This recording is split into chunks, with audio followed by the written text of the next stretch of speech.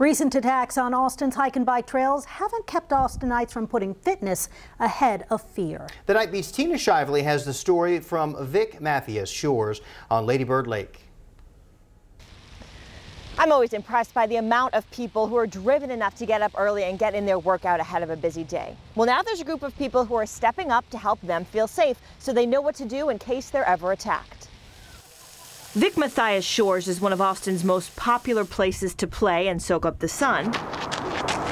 But this spot is just as busy on the opposite side of the clock. Before 6 a.m. on a random Monday, we found the trails full of runners and walkers, despite a string of recent assaults. You know, we want to catch every single one of them. And if we can, we want to prevent them before they ever happen. Austin Police Assistant Chief Joseph Chacon addressed the issue in late September following the arrest of Richard McEachern. He is accused of forcing a runner to the ground in an attempted sexual assault, thwarted by a Good Samaritan with a gun. She was actively fighting and trying to get away from this person and screaming out for help. 3 attacks in the area since late August, increasing the presence of officers on bicycles and in cruisers in the dark. But that wasn't enough for senior police officer Rafael Rosales. For him, this fight is personal. What really made me stand was that I had a lot of loved ones who didn't want to run anymore. The SWAT officer started the Run with a Cop program in early October. Rosales has run the trails himself since he moved here in 2000. It just was a way to kind of get my thoughts together, to have some personal time and to stay fit for the job and just for life in general. And can't bear to think fear is keeping others from what they love. I've heard a lot of people who are back on the trails now, who have that sense of security because we're out here. Because of the SWAT team's often unpredictable schedule, other APD units also participate and advertise their runs on Facebook.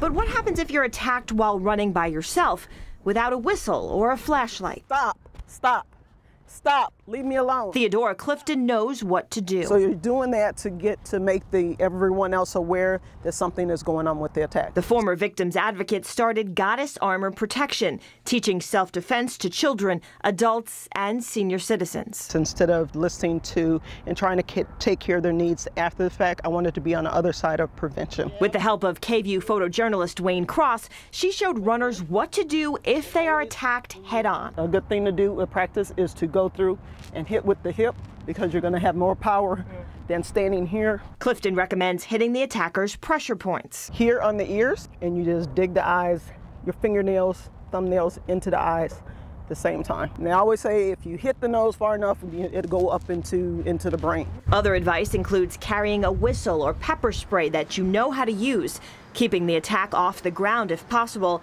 and not turning your back on your attacker until you've put some distance between you. I played the role of victim in an attack from behind. I learned how to get free, turn to face the attacker, and run. Break me, break, now turn, come in, up, one more time, there you go.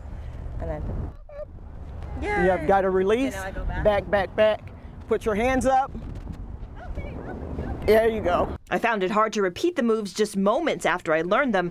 Clifton says she hears that a lot. Ladies are very apprehensive because sometimes they want to include their motherly instinct of, I always want to take care of someone. Clifton's years of military training taught her how to stay safe. If you know you've seen this person following you, kind of go the other direction. And now she passes wisdom on to others. I want women to know that when they're a victim or if they become a victim in any situation, is to step outside the box, rejoice in themselves, and be blessed and be enlightened to go through and tell your story to the next woman so she can be encouraged to move forward with her life.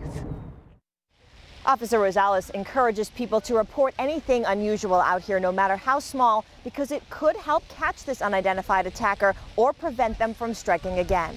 If you'd like more information on Clifton's self-defense class or on the Run with the Cop program, you can find it on this story on KVUE.com. At Vic Mathias Shores, Tina Shively, KVUE News.